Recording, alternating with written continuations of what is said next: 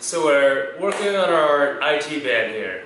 So we're going to start by foam rolling out our quads. So quad foam roll here. Got our foam roller. We're going to make sure we get our outside length of the quad here.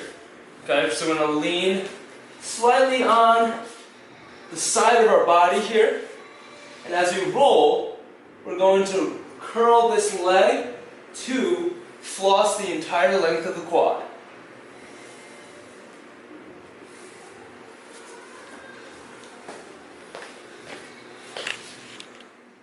So we're going to foam roll our quads here.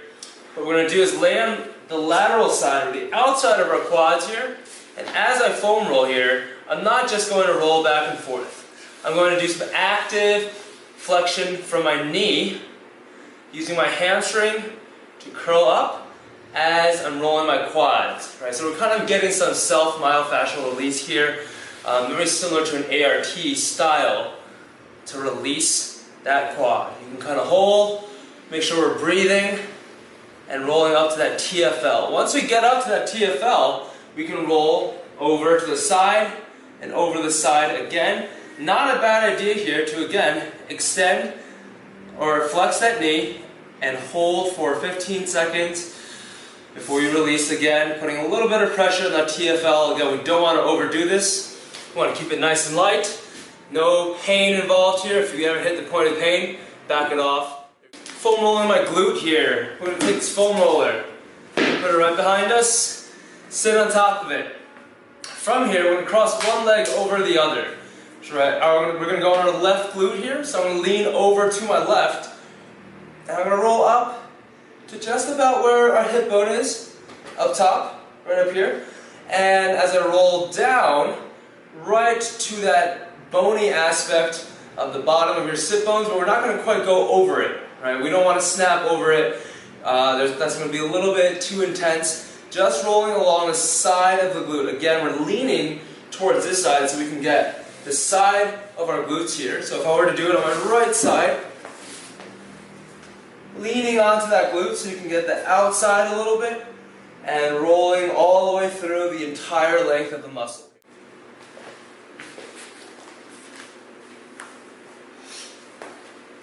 Foam rolling our hamstrings now. We're going to take this foam roller, place it underneath our legs, cross one leg over the other like you're sitting cross-legged, leaning slightly on the side of the leg, so not perfectly straight, slightly onto the side here, and as you roll, make sure we get to the muscle belly right in the middle.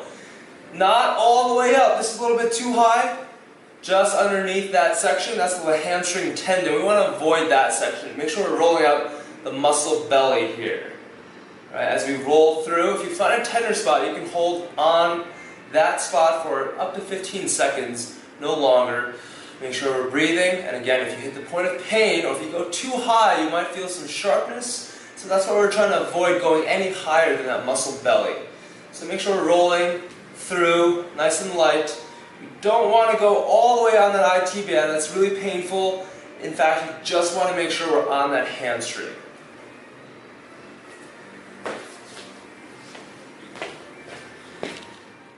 We have our quad stretch here now. Alright, so what we're going to do is make sure we're kneeling down. Having a mat underneath your knees is really going to help.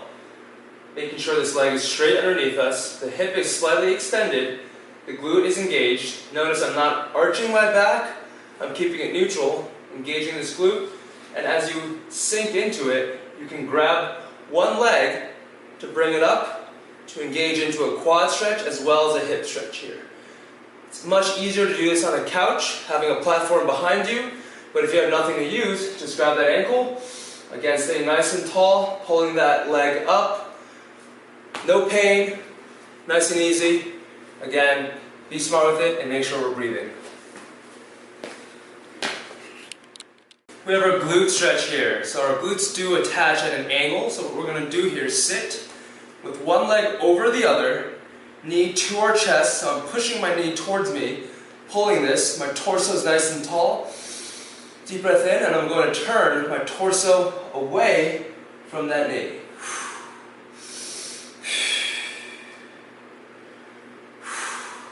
So here we have a glute stretch. Make sure we're breathing, make sure our back is tall, we're not arched, and we're sitting nice and straight. So now we're going to hit the hamstring and the SI joint here. A lot of the times when things are jacked up, locked up, stiff, that IT band is going to flare up a little bit. What we want to do is make sure we're releasing our hamstrings, breathing, and getting this whole length of our lower leg, posterior side, some range of motion here. So this, you can call this nerve flossing, you can call it a hamstring stretch, but the key is to make sure our back is flat. We're going to come up to a comfortable length, range of motion here, and we're going to make some circles through our ankles, clockwise and counterclockwise. Right, you'll feel this down the whole length of your leg here. From here, what we can do is an internal rotation from my hip. Internally rotate, externally rotate. Internally rotate, externally rotate. For those of you with the tight IT band, as we internally rotate, you'll feel that lateral side really light up a little bit. Right, we don't want to overdo this. We don't want to flare up in an already inflamed area. Our next step is to bring this straight up and over to the side without arching our lower back, keeping our back nice and straight, going from the hip here. Back to center, down. We want to get both angles, up, straight out, and over. Now before we start running, it's important to do some dynamic warm-up, right? So we really want to make sure our hips are stabilizing, our core is engaged, and we can control a range of motion in different planes of motion. So we're going to demonstrate here the star lunge matrix. Great way to get warmed up if you're crunched for time, because it does require you to move through so many planes of motion while stabilizing on one leg. So we're going to start here. We're going to lunge forward, control that motion. Only go as far or as deep as you feel comfortable. 45-degree angle out to the side, and straight out to the side for a side lunge. Sinking into your hips is the key here. Right? Now our next three movements, we're staying on this left leg here. Right? And I'm going to go down and away, 45-degree angles to the back. Tap, come back to center. Reverse lunge. Tap, come back to center. Curtsy lunge. Tap, and come back to center. It's important on that curtsy lunge not to stick that butt out to the side and let that knee collapse. That's where our IT band is not happy, it's inflamed because we're putting it into that motion and there's too much tension. So again, straight ahead, lunge, 45 degrees out, straight out to the side, side lunge. Now we go, slight tap backwards, to the side, straight back, reverse lunge, and our curtsy lunge. Our next movement here, always talk about working our abductors, right? The muscles that prevent our IT band from flaring up. So here's one great way to work on a couple of things.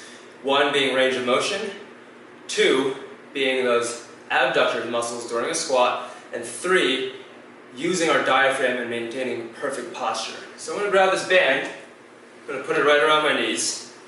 Okay, a lot of you know this as our valgus resistant squat. The key here is not letting the knees cave in. We want to have that external rotation when we go into our squat. I'm going to grab a medicine ball or a weight. Dumbbell, kettlebell is perfect for a goblet squat. And we're going to use a double breath technique. So I'm going to breathe in. Deep breath in, external rotation. Breathe out as you're coming down. Here at your end range, whatever you're comfortable with, you want to make sure you breathe again. Deep breath in. Breathe out as you come straight back up. You can do this a couple times. Make sure we're always rotating out before we go into the motion. So we're here, not internally rotated. External. Into that squat. Here our adductors are really opening, and we're really forcing it open with our abductors. Deep breath in, and come back up. This is a great way to increase range of motion while controlling a new or uncomfortable range for yourself. Stay within your own range and make sure we're exploring those range limiters bit by bit, millimeter by millimeter, using that breath to create more space and more